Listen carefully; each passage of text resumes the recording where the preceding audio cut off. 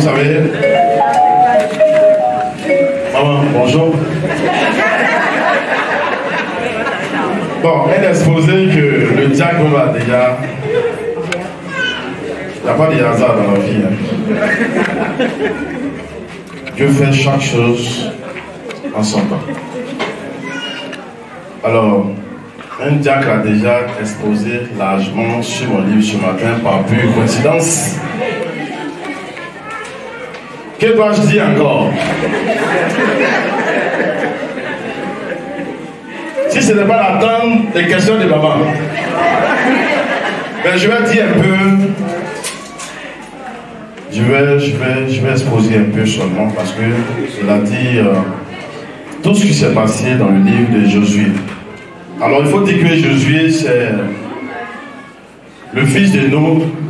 Josué était, comme le diable disait, un des serviteurs de Moïse. Moïse qui était aussi un serviteur fidèle de Jésus, de l'Éternel, de Dieu.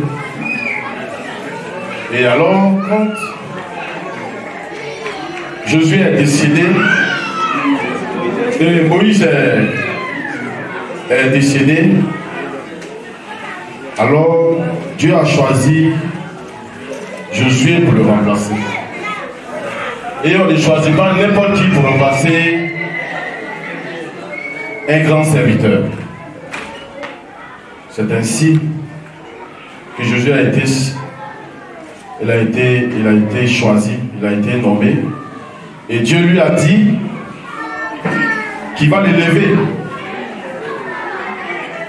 Mais il faudrait, pour être élevé, il faut que tu écoutes la parole du Seigneur.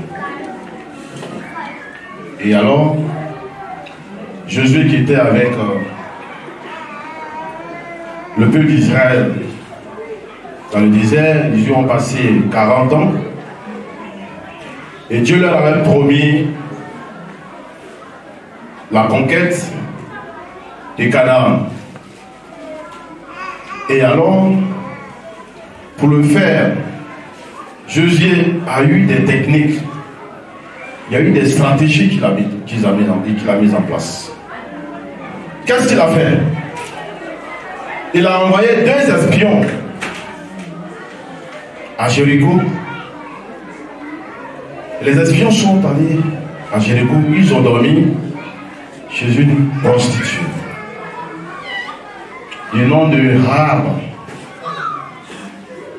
Et ils ont fait leur mission parce que pour mieux combattre, il faut envoyer les espions. Même en Côte d'Ivoire, ceux qui peut-être prétendent attaquer, ils ont déjà des espions. Même à l'église, le diable envoie les espions, mais Dieu les combat au nom de Jésus. Amen. Mais les espions, Rahab les a logés. Et les gens ont commencé à les chercher. Le roi de Jéricho, il a appris cela. Les gens sont lui dit que maman, je ne prends pas assez de temps. Bien sûr. Donc, et après ça, ils sont revenus, ils ont rendu compte. Et ils ont décidé maintenant de faire traverser tout le peuple pour aller attaquer. C'est ainsi que Dieu a encore dit à Josué que le Jourdain c'est un long fleuve qui fait 360 km environ. Vous allez traverser et ce qui a été fait. Parce qu'il a dit que ceux qui avaient l'arche de l'alliance, ceux qui tenaient, c'est comme un boîtier où il y avait les tablettes de l'évangile, où il y avait les livres de la parole de Dieu. Vous allez passer devant et le Jourdain va se diviser en 2. Ce qui a permis, ça a mis le fleuve là à sec, les gens sont passés et ils sont allés combattre. Et là, je ne vais pas trop venir dessus parce que j'ai dit le diable a... Donc, ça s'est bien passé. Ils ont combattu, mais la dame, la prostituée, parce que même si tu as un mauvais comportement, que tu commences à bien te comporter, Dieu ne rira pas derrière ce que tu as fait, mais il peut te sauver. Et Ils ont tué toutes ces personnes qui étaient à Jéricho, mais la famille de Rahab a été sauvée, sécurisée, parce que Rahab, c'est elle qui avait logé les espions qui étaient envoyés par Josué. Et ça a été le premier combat. Le deuxième combat, c'était contre le peuple d'Aï. Et parce que Dieu leur avait dit, quand vous partez combattre, tuez les gens, mais ne volez pas. Mais ils n'ont pas respecté. Les gens aujourd'hui, on envoie en mission. Si tu vas, il ne faut pas voler là-bas. Mais il va y voler. Même l'argent des missions, là, ils volent. Et c'est ce que Akan a fait. Et ça a provoqué la colère de Dieu. Et ils ont échoué. Mais quand ils ont échoué, Dieu a dit que quelqu'un a péché dans ton équipe. Et Akan, il a dit la vérité. Il a été mis à mort. Et c'est ainsi que la colère de Dieu est descendue. Et ils ont gagné le combat. Et quand ils ont gagné, ça c'était le deuxième combat. Mais il y a un peuple camerounais qui a appris. Oui. Après ce combat-là, quelle leçon est-ce qu'on veut tirer? Tu as dit qu'Akan avait péché, non? Oui. Akan, il a péché, non? Il a caché. Oui. Il ne s'est pas convaincu. Oui, non, allez-y. C'est Dieu lui-même Dieu qui voit tout. Qui a mis le doigt dessus. Sinon, c'est pas de lui-même, il est venu. Non. Donc, quelle leçon est-ce qu'on peut tirer de ce comportement-là? Quelle leçon on peut tirer de ce comportement? Alors, on t'envoie en mission, on dit de ne pas voler. Tu voles. Tu ne viens pas même te repentir. Et tu caches. Pourtant, Dieu, il sait tout. C'est qu'on dit ce matin, il y a des gens qui sont dans ce cas. Donc, ce qu'on demande à tout le monde, tu peux poser un acte. Tu sais que tu as péché. Il faut venir te confesser. Mais quand tu gardes, ça te crée des soucis après. Et ceci a été le cas de Akan. Maintenant, il faut savoir aussi que quand tu confesses, il y a les conséquences. Forcément. Voilà. Forcément, il y a des conséquences. Parce que souvent, tu confesses et puis tu dis j'ai confessé et puis pourquoi j'ai subi telle chose. Il y a les conséquences du péché. Chaque acte qu'on pose, il y a une conséquence. Il faut t'attendre forcément à des conséquences négatives parce que ne dis pas que je vais pécher tout à l'heure. Et puis je reviens le dimanche, je sais qu'il y a trouvé un moment là-bas, je vais aller me confesser, ça va passer. Tu vas subir d'abord la colère de Dieu. Mais après, il faut te ressaisir, ne plus recommencer. C'est ce que l'autre n'a pas fait, Akan n'a pas fait. Il a caché. Et comme Dieu avait dit que celui qui était dans ce cas-là, on allait le tuer, ça a été fait. Il a attendu qu'on l'attrape d'abord. Ok. On continue maintenant. On continue. Et donc, il y a le peuple de Gabaon qui a appris ce que Josué faisait déjà avec ses hommes. Et ils ont décidé de collaborer. Ils sont venus dire, on a appris tout ce qui s'est passé là-bas. On préfère collaborer. Donc eux, il n'y a pas eu de soucis. Mais les autres rois ont appris que les Gabaonistes se sont ralliés. Ils ont commencé à les combattre. Et celui qui est avec Dieu, toi tu le combats. Mais le peuple d'Israël aussi allait combattre tous ceux qui étaient contre. Alors, le Gabaon, et au fur et à mesure, les bénédictions et les succès se sont enregistrés, jusqu'à ce que tout le territoire, tout ce qui est Canaan soit en la possession du peuple d'Israël. Et alors, je vais passer au deuxième point qui est le partage. Je voudrais poser une question. Oui. En ce qui concerne l'alliance de Josué avec les Gabaonites, j'aimerais que tu relèves quelque chose. Oui. De revenir dessus. Il faut revenir dessus, puis relève quelque chose parce qu'il y a une situation sur laquelle tu es passé rapidement, alors qu'il faudrait que ça attire notre attention.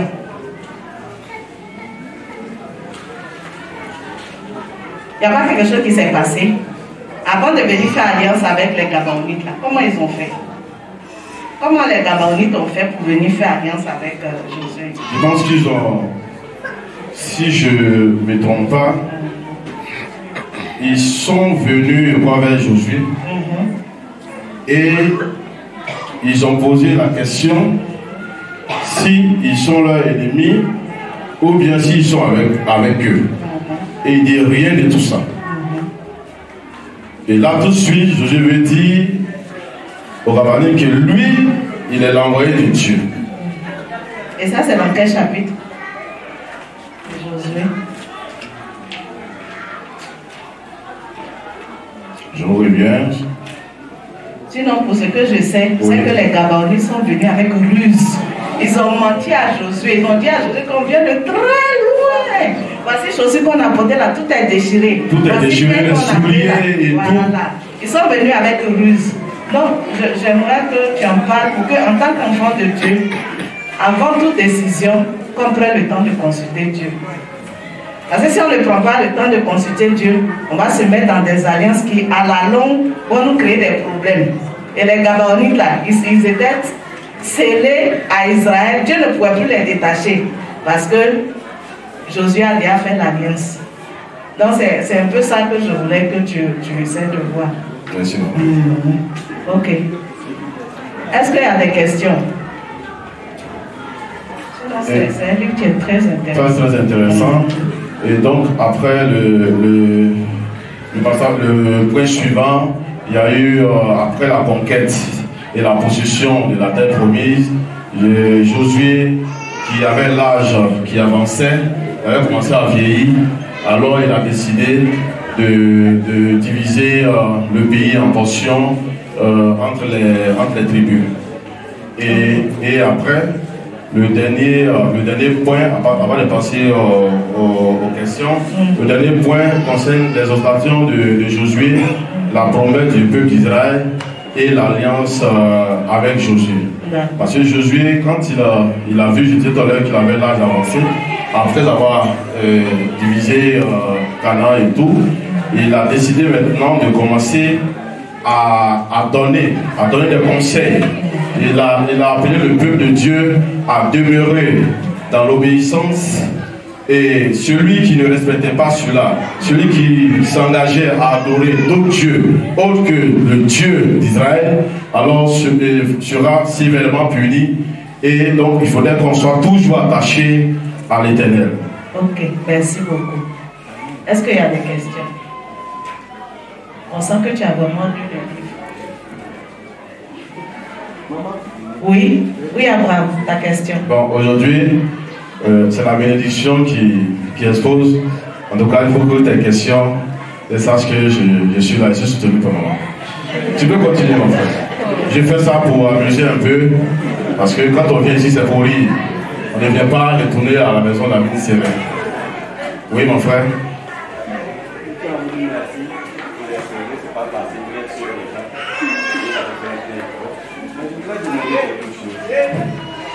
Par rapport au peuple de Moïse, au temps de Moïse, parce que c'est après Moïse que Josué vient, n'est-ce pas, pour la succession des choses. Mais pourquoi le peuple de Moïse, eux ne sont pas rentrés à Canaan et le peuple de Josué arrive à rentrer à Canaan? Parce que, comment on appelle ça, les mêmes promesses ont été faites. Mais pourquoi eux ne sont pas rentrés? J'aimerais que vous éclaircissiez et donnez une leçon de la vie. Bon, tu vois, mon frère, Josué, tu viens d'avoir Moïse. Mais Moïse, je sais qu'il y a des gens qui peuvent soutenir. Mais je sais que ceux qui ont combattu, ceux qui ont combattu au niveau de l'Égypte, quand ils ont gagné, arrivés dans le désert, je crois bien, ils ont commis un péché. Et tous ceux-là, ils ont fait des enfants. Eux, ils sont morts dans le désert. Et ce sont des enfants, eux-mêmes, ils ont été circoncis au niveau de l'Égypte. Et ce sont leurs enfants maintenant c'est ceux-là qui sont rentrés à Canaan avec Josué.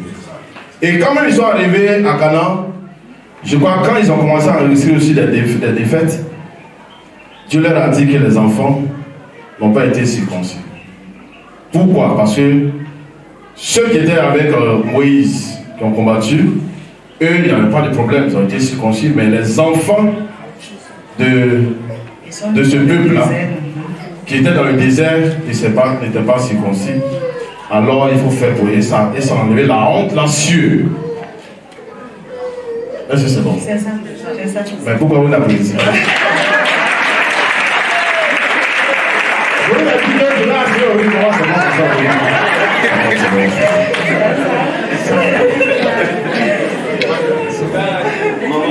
oui, avoir oui. J'ai pris ma ancienne dernière comme exemple ici. Donc, il faut me soutenir et non les questions. Oui. C'est vrai qu'il a eu à parler, mais je ne vois pas le lien. Parce que j'ai dit, pourquoi ceux-là, j'ai eu une promesse, ils ne sont pas venus. Les autres, ils ont eu une promesse aussi, ils sont rentrés. Ils nous parlent de la circoncision. La circoncision ne fait pas partie de cette promesse d'aujourd'hui. Mais si je peux apporter plus, je pourrais dire que au temps du peuple de Moïse, il y avait trop de murmures. Le peuple murmurait. C'est vrai que, à même temps, j'ai demandé qu'ils donnent une leçon de la vie. Souvent, nos leaders ont des révélations de notre Dieu. Mais à cause de nos murmures, nous ne rentrons pas dans cette bénédiction. Et si nous faisons référence au peuple de Josué, au temps de Josué, les officiers, ils ont même dit, je veux dire,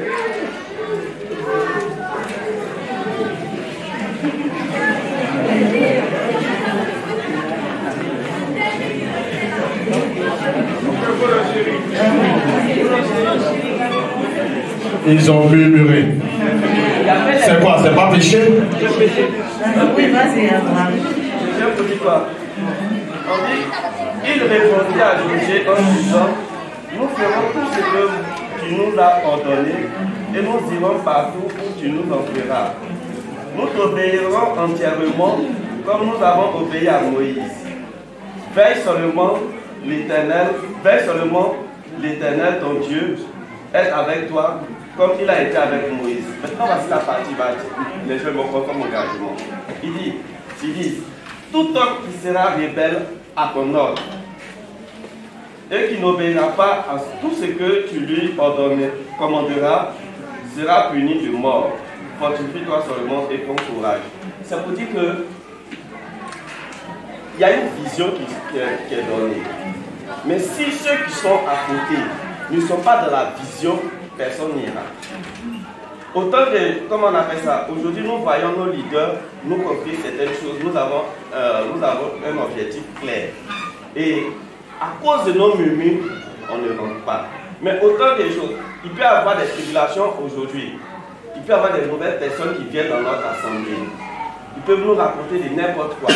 Mais nous, en tant que, si nous sommes basés, nous avons notre objectif clair, avec notre homme de Dieu, nous allons repousser ces mauvaises paroles-là. Il peut y avoir des murmures pour dire que non, l'homme de Dieu, voici ce qu'il fait, voici ce qu'il fait, nous ne faisons pas ça. Mais toi, en tant qu'enfant de Dieu, à cause de cette parole, parce que vous avez un objectif clair, vous avez une vision claire, facilement cette personne-là peut se retourner de la mauvaise voie. Donc c'est pour dire que c'est vrai qu'il a parlé de péché, je suis entièrement d'accord avec lui. Mais je partais sur, comment on appelle ça, la leçon de vie. Pour dire que nous, en tant que peuple de Dieu, nous devons être figés à notre leader et ne pas trop murmurer. Si nous n'avons rien à dire, nous nous faisons. Prions. Si nous n'avons rien à dire, prions. Et puis ne faisons pas trop de critiques qui va nous enlever de la voie de l'Éternel sur notre vie. Ok, ça c'est une leçon. Effectivement, c'est une leçon. Mais ce que lui aussi a dit là, c'est vrai. Enfin, ceux qui sont rentrés à Canaan, ceux qui sont rentrés à Canaan, pour ne pas dire dans le désert plutôt, ceux qui sont rentrés dans le désert avec Moïse, Josué et puis Caleb, ceux-là, ils n'ont pas voulu suivre les orientations de Moïse. C'est seulement Josué et puis Caleb même qui ont donné une bonne réponse en ce qui concerne les différentes batailles, les différentes conquêtes, n'est-ce pas? Voilà. Et donc ceux-là, par rapport à leur vie de péché, Dieu même avait promis qu'ils n'allaient pas rentrer. Mais ceux qui sont nés, les enfants et autres qui sont nés, eux, ils n'étaient pas là. Hein? Ils n'étaient pas là au moment où eux, leurs parents se rébellèrent, ou bien voulaient vivre comme ils voulaient, ou bien ils bavardaient sur Moïse. Ces enfants-là n'étaient pas là. C'est après qu'eux sont venus. Donc, comme Dieu est un Dieu de justice, la Bible dit que c'est l'âme qui pêche qui meurt. C'est eux leurs actions qui les envoyaient à mourir dans le désert. Donc, ce qu'il a dit aussi, c'est vrai. Voilà, ça aussi, c'est une autre leçon.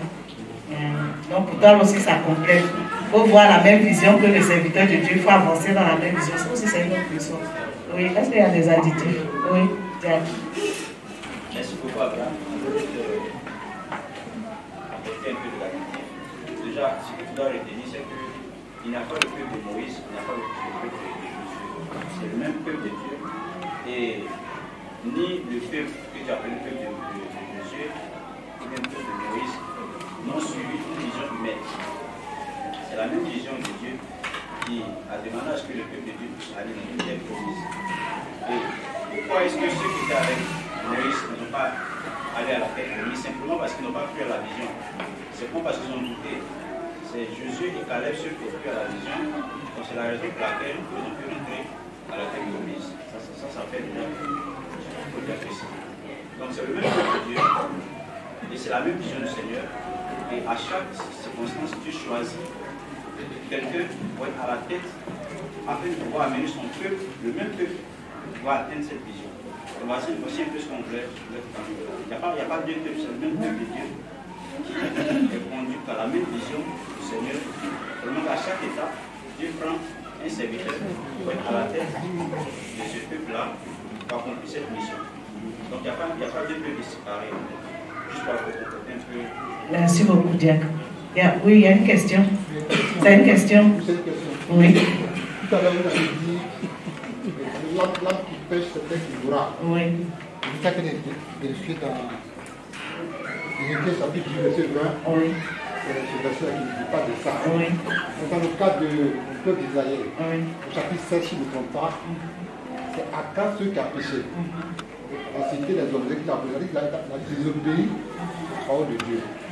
Donc on se rend compte que non seulement il a été tué, sa femme, ses enfants, et puis au frère, il prend 6 soldats qui ont été tués. Tout à l'heure, vous avez dit que l'âme qui pêche, c'est qui mourra. Dans ce cas-là, il n'y a pas une seule âme qui a été.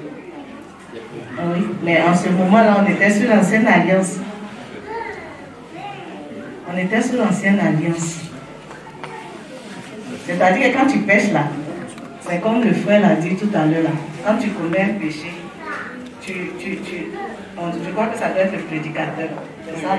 Quand tu commets un péché, tu amènes ta femme à payer les conséquences de ce péché-là. Tu amènes ton enfant à payer les conséquences de ce même péché. Je ne sais pas si je me fais comprendre. Toute ta famille, ça peut être même toute une génération à payer le péché que toi tu as commis. Voilà, donc c'est ce péché-là que Acab a commis et par conséquent, toute sa famille est rentrée dedans. Toute sa famille est rentrée dedans. Je ne sais pas si je me fais comprendre. Peut-être que c'est le verset, c'est chapitre 10, verset 20. Il te mélange. Il ne faut pas savoir te mélanger. Si de suite là, si tu commets un péché là, les conséquences, la première personne qui doit subir les conséquences là, c'est toi. C'est toi. Maintenant, tu peux trimballer ta famille dedans. Ça dépend du genre de péché que tu commets. Si tu es excuse-moi, mais si tu es parti commettre l'adultère comme il a dit, et que tu as pris une maladie, ben, tu vas donner à ta femme. C'est pas ça. Si sa femme est enceinte, l'enfant aussi va prendre. Donc il y a des péchés qu'on commet là, on trimballe tout le monde dedans. D'accord, on va lire Ézéchiel 18, verset 20. Ézéchiel 18, verset 20. Oui. moi, c'est pas question, mais je veux compléter un peu. Attends, il va finir de Ézéchiel 18, verset 20. Si quelqu'un a trouvé. Ézéchiel 18, verset 20. Si quelqu'un a trouvé tout simplement. Attends, il faut chercher. C'est un peu long.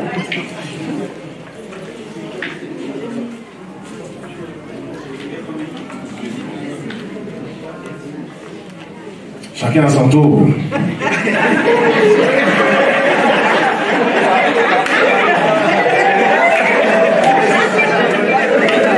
Abraham. Cap le béni. Oui. L'âme qui pêche, c'est celle Qui mourra. le fils ne portera pas l'iniquité de son père, Voilà. et le père ne portera pas l'iniquité de son fils. Merci. La justice du juste sera sur lui, et la méchanceté du méchant sera sur lui. Merci. Et on va revenir sur le même péché là. Si par exemple, tu n'étais pas marié, et puis maintenant tu es parti, tu as commis péché d'impudicité, et puis tu as pris une maladie, qui va mourir? Qui va mourir? Et il y a des péchés quand tu commets là, tu mélanges tout le monde.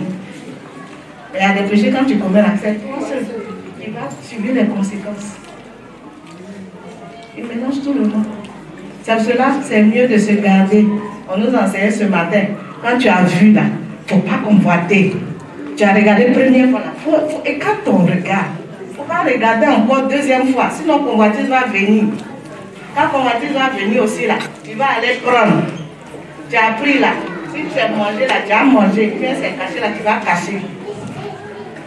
Donc si tu as connu l'impudicité que c'est toi que tu as pris, toi tu meurs. Mais si tu es marié, ta femme va prendre, ta femme enceinte, les enfants vont prendre. C'est ça. Je ne sais pas si je me suis fait comprendre. Il a compris. Recevoir. Tête à tête, faut aller voir papa après. Si tu veux poser encore d'autres questions. Sinon, c'est la réponse que j'ai donnée. C'est pour cela, avant de pécher là, il faut réfléchir. Il faut réfléchir. Il faut penser à toi. Pense à tes parents. Pense à l'église. Les jeunes femmes là, souvent, je leur dis ça. Je dis quand vous partez commettre impudicité et puis vous partez prendre grossesse là, qui on voit? Qui on voit? On va dire c'est la maman qui les a mal éduqués. Ou bien, c'est pas ça. Les garçons, la même chose. On va dire c'est la maman là qui les a mal éduqués. Pourtant, ce n'est pas l'éducation que je vous ai donnée. Donc quand tu pèches là, on réfléchit aux répercussions qui sont autour de toi. Amen. Amen. Sinon, c'est toi qui as péché là. C'est toi qui es le premier responsable. La mort là, c'est pour toi. Maintenant, les répercussions là, on ne peut pas gérer. On ne sait pas jusqu'à où ça peut s'étendre. On ne sait pas jusqu'à où ça peut s'étendre. Oui. Il y avait question encore. Non, lui, il a été convaincu. Oui. Oui. C'est question. Oui, question. Oui. Oui, question. Bon, moi c'est pas question. Non, non, pas les écouter. Question. Oui. Je voulais savoir, c'est quoi la confession d'abord? C'est pas quoi? La confession. La confession. Oui. Dans un premier temps, je voulais savoir, selon, je voulais demander au responsable de m'expliquer, c'est quoi la confession? La confession. La confession, dans le livre de Josué, chapitre 7. Parce que par exemple, on dit à quand, après qu'il a caché ce qu'il a volé, c'est Dieu qui s'est révélé à Josué pour dire qu'il y a un interdit au milieu de lui. Il a caché, ils ont commencé à chercher. C'est par la suite qu'ils ont découvert que c'est lui, il est venu dire que voilà, il fait ça, il est caché. Il a tout expliqué. Je suppose qu'il a confessé. Voilà, donc c'est là la nuance, c'est pour savoir. Ça dit quand tu as pris la main dans le sac, tu peux toujours continuer à dire que c'est pas toi. Oui. Mais là, il a dit qu'effectivement c'est lui, il a donné même les détails. Mais malgré ça, il a été tué. Donc c'est là, je veux savoir, la confession, c'est après ou bien avant, je sais pas. Moi, je vais réagir dessus. Vous savez, pour entreprendre une bataille ou une guerre quelque part, Dieu dit toujours à Josué, dis à ton peuple, telle chose est interdite. Ne faites pas telle chose. Ne volez pas. Tout ce que vous trouvez, vous pouvez tuer tout ce que vous trouvez. Tout ce que vous trouvez. Mais leur bien, tout ce que vous trouvez comme bétail, tout ce que vous trouvez, ne prenez pas. Et il y a eu même un autre combat où il leur a dit ce que vous allez gagner là, prenez. Ça c'est trou, c'est le passage. Mais il leur a dit tout ce que vous trouvez, laissez. Et Josué n'a pas gardé à son niveau. Il les a rassemblés. Ça c'est, Josué c'était un bon maître. Il les rassemble, il dit voilà ce que Dieu a dit. Il garde pas à son niveau et les attend au carrefour. Comme ce que certains chefs le font habituellement. On lui dit, un chef d'équipe dit à tes collaborateurs de ne pas commettre telle erreur, il garde à son niveau et il dit bon, moi je sais que lui là, c'est que le patron a dit là, il va faire, et puis ils vont le renvoyer. Mais Josué n'a pas gardé à son niveau, il les a rassemblés. Il leur a tout dit. Maintenant tu es parti, tu as volé. Normalement, quand tu sais que tu es un homme de Dieu, tu es un fils de Dieu, quand tu voles même, tu n'es pas trop tranquille.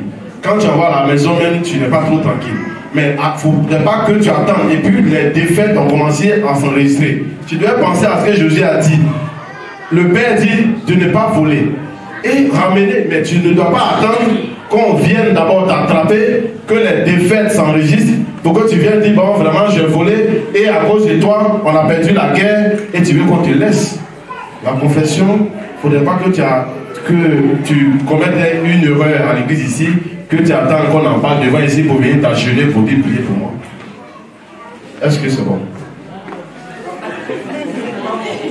Oui. Oui.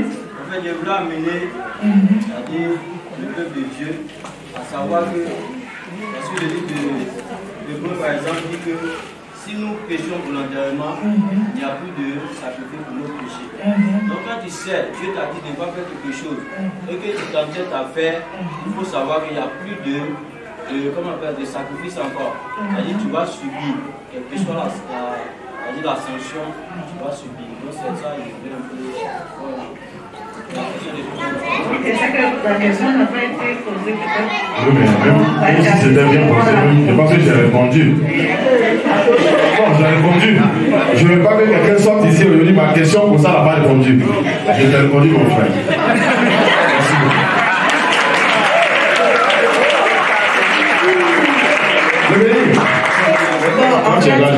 Quand tu commets un péché, alléluia, alléluia, c'est qu'il faut qu'on retienne en tant qu'enfant de Dieu. Quand tu as péché là, il faut demander pardon au Seigneur. On ne doit pas aller te demander pardon pour venir confesser. Parce que dans ça là, si tu mets la diable en enfer, non, on ne passe pas par quel chemin. C'est-à-dire que tout à l'heure là, si quelqu'un t'a fait du mal, hein, et puis tu t'es mis en colère, peut-être vous êtes battu là. Quand vous vous séparez là, tu demandes pardon au Seigneur en même temps. Puis tu cherches à te réconcilier là-dedans. Ben, si je ne le souhaite pas, et tu traverses la route, que tu mets là, tu vas partir en enfer. C'est-à-dire que cet esprit de confiance